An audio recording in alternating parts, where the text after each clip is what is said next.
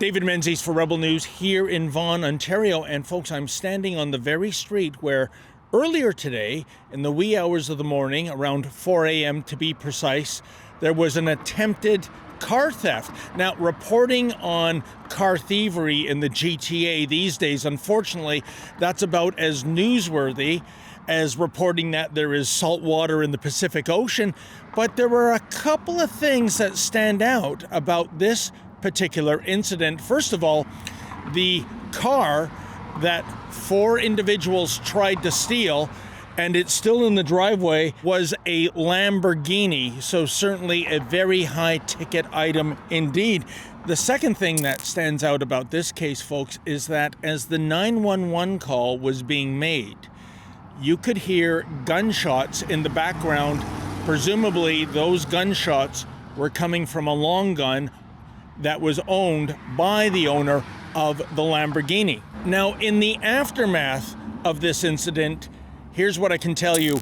The four would-be car thieves, they have been arrested, 3 adults and 1 person under 18. But get this, also arrested was the owner of the Lamborghini.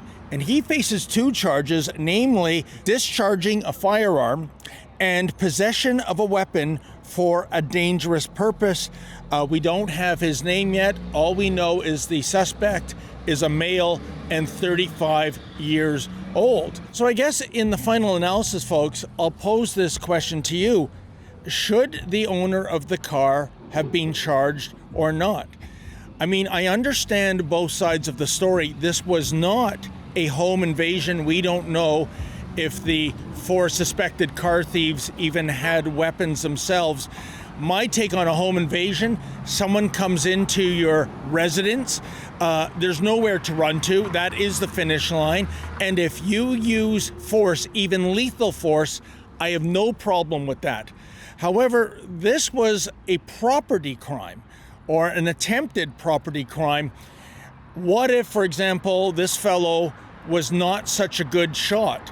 What if some passerby or somebody in one of the other houses here was shot? As valuable as a Lamborghini sports car is, you can't put a price on anybody's life.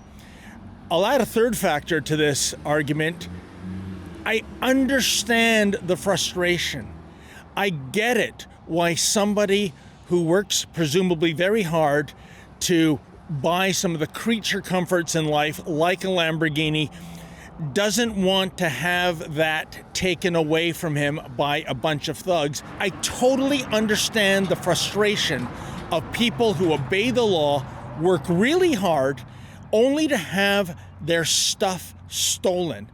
And it's compounded by the fact that, do you remember a while back, the Toronto Police Service, their solution to car theft, well, it was no solution at all. It was about making it easier for the thief to steal your vehicle. Remember what one certain officer had to say? Check it out. To prevent the possibility of being attacked in your home, leave your fobs at your front door. Break-in-enters, because they're breaking into your home to steal your car. They don't want anything else. A lot of them that they're arresting have guns on them, and they're not toy guns, they're real guns. Yeah, unbelievable. Instead of the police doing something, the Toronto Police Service was basically telling residents, bend the knee, wave the white flag of surrender, and let the thief get away with it.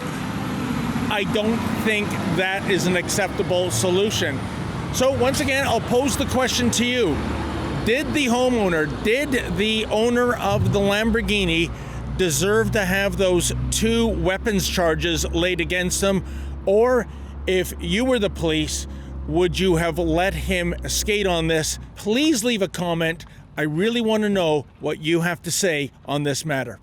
For Rebel News, I'm David the Menzoid Menzies. You know, folks, it's so depressing, isn't it? Violent crime, property theft, car theft. It was not really a big deal in Canada, but as we've seen in so many of our cities, we have descended into lawlessness. Come on, let's take a stand. Go to our petition, will you?